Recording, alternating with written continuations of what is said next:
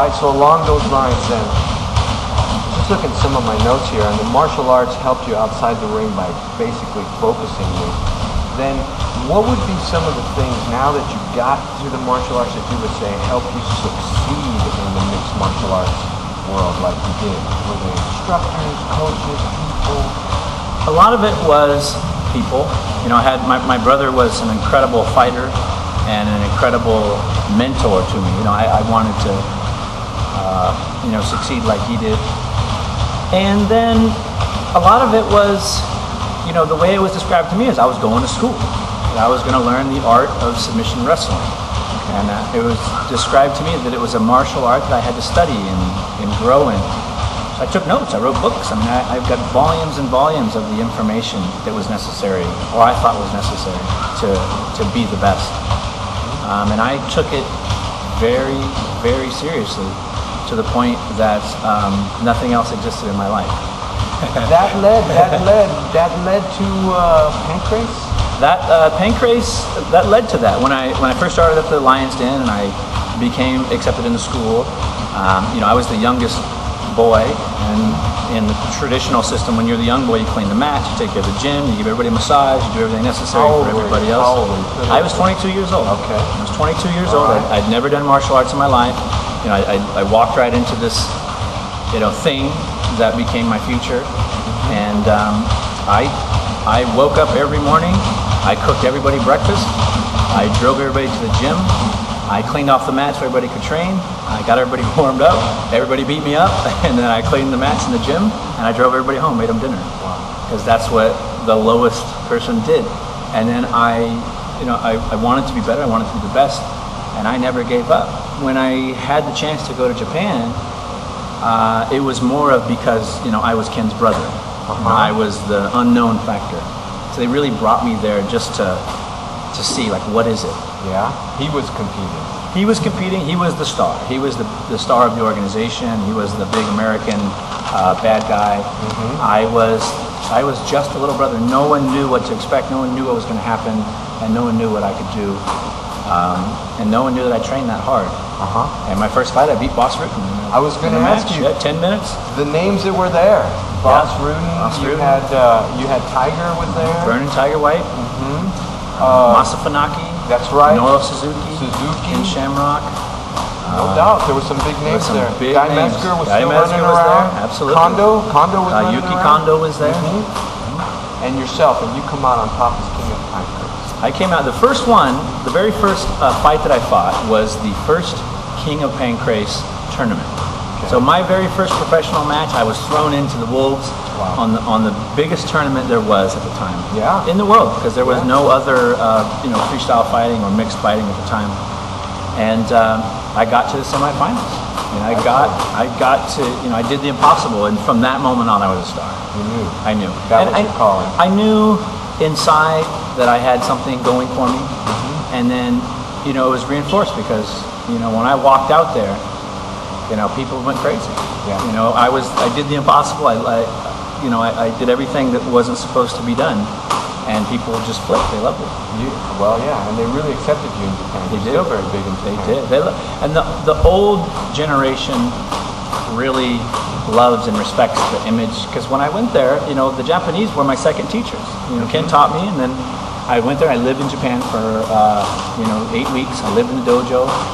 I learned some Japanese. I lived with the young boys. Yeah. And they saw me, and they saw my abilities, and they began pushing me.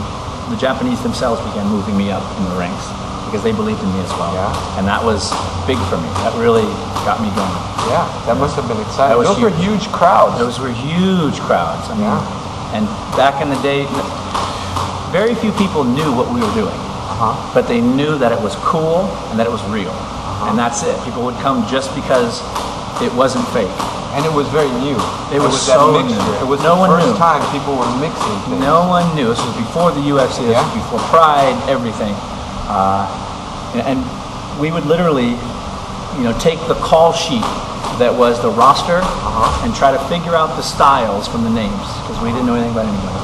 Excellent. So we'd get it and we'd be like, Boss Rutan. What about him? What about him? Is he a a striker? And we try to figure out who and what it was just. And you go out there and you look at his uniform. Hopefully he had something that denoted what he was. And then the fight would start, and you would just go crazy. Now he was really kickboxing. Yeah, but he blended the ground game pretty well. Blended him well. He had a good mind for combat. Yeah. And he had a desire to win. Yeah, he's quite a champion himself. His desire to win won him many fights against better skilled opponents. Who was that you were fighting with that one time that had an ankle lock and you were making faces at him? That was Boss. That was Boss. That was our third, I think it was our second or third fight. That's hilarious. And that was one of my lesser successful strategies.